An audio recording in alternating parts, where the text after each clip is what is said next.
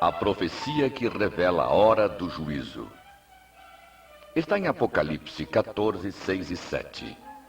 Vi outro anjo voando pelo meio do céu, tendo um evangelho eterno para pregar aos que se assentam sobre a terra, e a cada nação e tribo e língua e povo, dizendo em grande voz: temei a Deus e dai-lhe glória, pois é chegada a hora do seu juízo.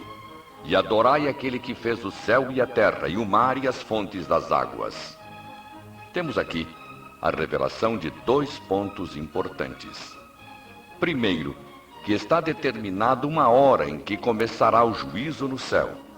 Segundo, que haverá na terra pessoas que anunciarão o juízo divino.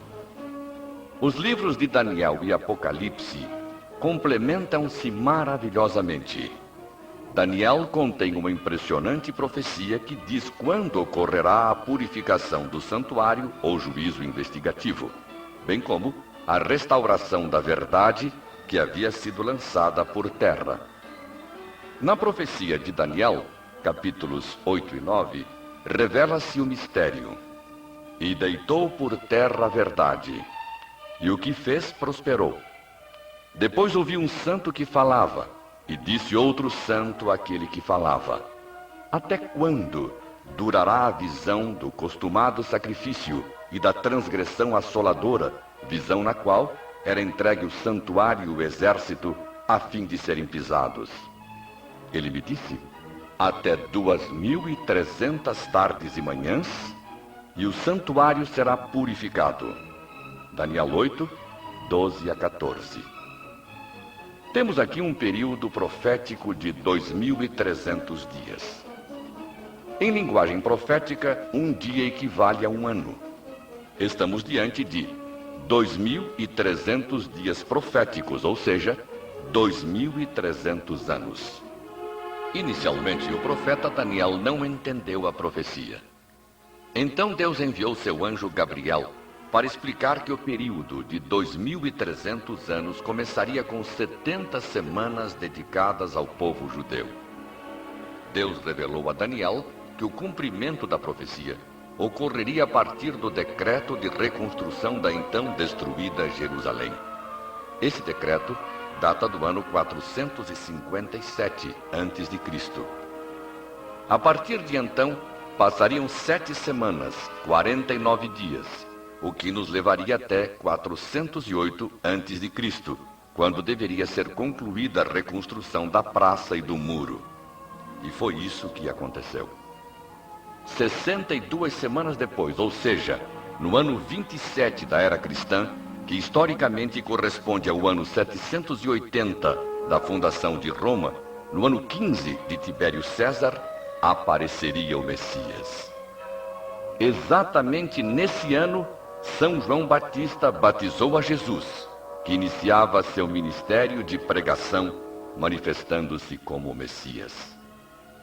Diz o profeta Daniel: depois das 62 semanas será morto o ungido, e já não estará. Na metade da semana fará cessar o sacrifício. 3 anos e meio depois de ter iniciado sua pregação, Jesus Cristo, o Messias, foi morto na cruz. São Mateus, em seu evangelho, menciona que naquele momento, ao morrer Cristo na cruz, o véu do templo rasgou-se em 2 de cima a baixo. Deus mostrou que, morto Jesus, o verdadeiro Cordeiro, não teriam mais sentido os sacrifícios de animais. No fim das 70 semanas, no ano 34 da nossa era, aconteceu o apedrejamento de Estevão e a perseguição aos cristãos, completando o tempo especial para os judeus. E o evangelho passou a ser pregado aos não-judeus e a todo o mundo. O cumprimento fiel desta parte da profecia nos garante que toda ela se cumprirá. Pelo diagrama, vemos o cumprimento das 70 semanas quando foram reconstruídos o muro e a praça de Jerusalém. Exatamente no ano 27 apareceu o Messias. Exatamente 3 anos e meio mais tarde, começou a pregação do Evangelho aos não-judeus. Os 2.300 anos se completaram em 1844, quando começou a purificação do santuário celestial e surgiu um povo encarregado de restaurar e proclamar a verdade lançada por terra. Isso foi profetizado em Apocalipse 10, por meio do livrinho dado a João para que o comesse. A voz que ouvi, vinda do céu, estava de novo falando comigo e dizendo: vai e toma o livro que se acha aberto na mão do anjo em pé sobre o mar e sobre a terra. Fui, pois, ao anjo, dizendo-lhe que me desse o livrinho. Ele então me fala: toma-o e devora-o. Certamente ele será amargo ao teu estômago, mas na tua boca doce como mel. Tomei o livrinho da mão do anjo e o devorei, e na minha boca era doce como mel. Quando, porém, o comi, o meu estômago ficou amargo. Apocalipse 10, 8 a 10. Guilherme Miller e outros sinceros estudantes da Bíblia entenderam assim e até pregaram que em 1844 seria purificado o santuário. As interpretações de seus dias diziam que a purificação do santuário seria a segunda vinda de Cristo, que ocorreria em 22 de outubro de 1844. Jesus não veio nessa data, e o desapontamento que se produziu foi amargo. No dia seguinte do 22 de outubro de 1844, Deus deu uma visão a um dos crentes, Hiram Edson, mostrando-lhe o que já estava no Apocalipse e na Epístola aos Hebreus. Jesus passando do lugar santo para o lugar santíssimo do santuário celestial para começar a purificação do santuário. Deus estava guiando seu povo.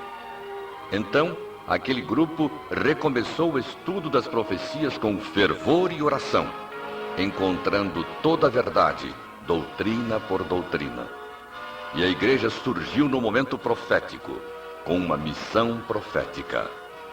Então me disseram: é necessário que ainda profetizes a respeito de muitos povos, nações, línguas e reis. Apocalipse 10, 11.